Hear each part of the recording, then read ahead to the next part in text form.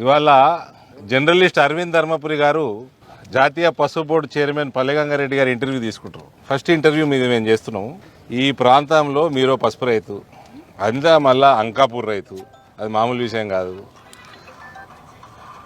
మీరు జాతీయ పసుపు బోర్డుకి చైర్మన్ అయ్యి సంవత్సరం అయింది కాబట్టి 40 సంవత్సరాల ఏదైతే పసుపు బోర్డు యొక్క పోరాటం రైతులది చేసిండ్రో దానికి ఇవాళ మీకు ఫలితం దక్కిన ఆనందం ఉందా? ఆ పసుపు బోర్డు రావడానికి మొత్తం కారణం కూడా మీరే. అయ్యో, నేను జర్నలిస్ట్ అరవింద్ టుడే. అదే పసుపు బోర్డు రావడానికి అన్ని రకాల కారణం మీరే.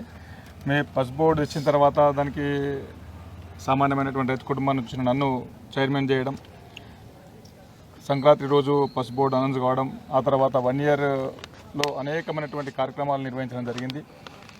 పసుపు రైతుకు మంచి ధర రావాలంటే మార్కెట్ ఇంపార్టెంట్ అనే ఉద్దేశంతో ప్రభుత్వం ఎక్స్పోర్టు, ప్రమోషన్స్, ఇంకా దీనికి సంబంధించిన రీసెర్చెస్ మీద దృష్టి పెట్టడం జరిగింది. కాబట్టి బోర్డు ఏర్పడిన తర్వాత అనేక కార్యక్రమాలు చేపట్టిన బయర్ సెల్లర్స్ మీట్స్ కానీ